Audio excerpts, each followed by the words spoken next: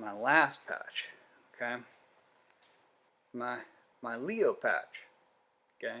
Um, Now, the thing about Leo is or this patch specifically, is the rarest patch that I have. In fact, there's probably only two in existence in the world, and that's because I have them made. It's also my most expensive patch because I had them made.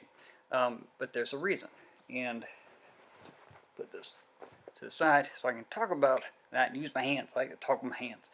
Um, Leo, or the patch, is designed specifically after the names on my leaderboard for my kids' classes, right? And so on that board is a list of names for all the kids who are currently in the school, and next to them are stars. And they get a red star for every 4 months that they've been here, and they get a gold star for every year that they've been here. And it started out as something really cool, and now it's become like my wall of shame because I haven't been able to update that in 2 years.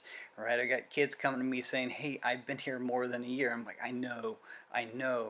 Everything on there is handmade, and I'm the one who hand makes it, and I've been too busy to actually do all of that stuff. It's kind of a process. When I made it, I wasn't really that busy, and so I thought, hey, I can keep this up. This is cool, and did it for a while, and then then I ended up teaching like 35, 40 hours a week.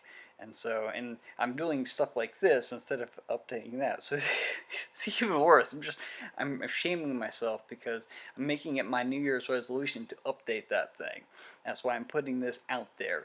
And so, and what's really bad is I had one that was misspelled. I didn't know I misspelled the kid's name until he got old enough to read, and then he was like, "That's one L in my name. There's one L in my name." That went on for like a year, still on there. This is, like I said, that's my whole shame. But anyways, that's where the design came from. I designed those. I designed this. Now the ones on the board are white. This is a black background, right? For two reasons. One, it shows up better, and two, to kind of separate it from the ones that are on the board. Now, the reason why it says Leo is or was a student in my class years ago. He was one of the first 6 kids that I promoted to their first rank. So I keep record of all of them, I remember all of them, and he was a very big influence on who I am as a teacher and what I teach and what I focused on as far as like self-defense goes, especially for the little kids. Now, Leo had this, like, he was amazingly athletic. He had probably one of the best roundhouse kicks I've ever seen from a 6-year-old. Okay, and so a lot of my adults, because I teach the kids and adults the exact same thing, I just teach the kids in a different manner, but the techniques for the most part are the same. Now, whenever I go to an adult and I'm like, "Hey, I got a 6-year-old who can do that better than you can, you need to step it up," absolutely nothing more satisfying in the world as far as like pinpricking and taking the air and the wind out of their ego. It's just be like, "Hey man, this 7-year-old's better than you. That's the bar." All right, you can get over it, and a lot of my adults know that, and so it's really cool, and it's very cool to kind of see what exactly a kid can do when you just throw it. I'm like, "Hey, can you do this jumping, spinning, double kick?" And they do it, and you're like, "That's better than what I can do. Okay, cool." All right, and so Leo is one of those kids. At 6 years old, phenomenal kid. The reason why I have him on a patch of him is to honor him, because in December 2013, Leo was on vacation in the mountains. He fell down and he passed away. And so he was 7 at the time, and I mean, it's tragic. No 7-year-old, no kid, nobody should pass away because they fell down.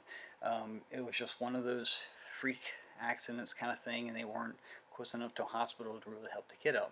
So he fell down, he passed away, and unfortunately for me, I've had a lot of grief, a lot of loss, a lot of people who have passed away in the last decade. And one of the things that I've learned is that to really deal with that kind of stuff is not to bottle it up inside and let it fester. It's actually to get it out there and talk about it. And this patch was a way of forcing me to talk about Leo. Because people would see the game and be like, oh, I didn't know your name was Leo. It's like, it's not. Let me tell you about Leo. So I get to tell them about this awesome kid. And then I get to tell them, hey, you need to learn how to fall correctly because you're more than likely going to be taken out by gravity and by an assailant. And then that's statistics right there. I mean, there's people who've gone their entire lives without ever being in a fight, but they can't count the number of times that they've fallen down in the last month, right? And so falling down is a big thing, and that's one of the things I started to really stress in my kids' classes, especially because more so than any of them, the kids are clumsy, man. They're just figuring out their body. You know, they fall down all the time, and so he really influenced that in a way that I was kind of like, well, it kind of opened my mind a little bit to the fact that they really need to learn this stuff. But yeah, so that's why I have the patch. I wanted to honor him, and again, like I said, force myself to talk about him. Because the more you talk about something, the easier it gets. Because some of those losses, they don't go away. You don't deal with them by getting rid of them. They become a part of you.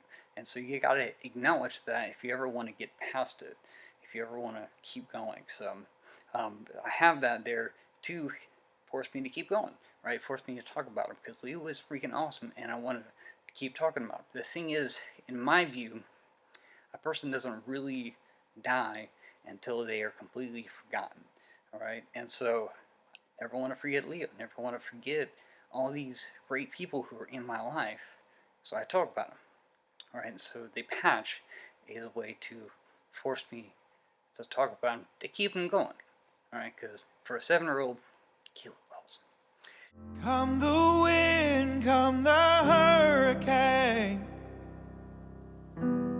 there's nowhere to say. Darling, don't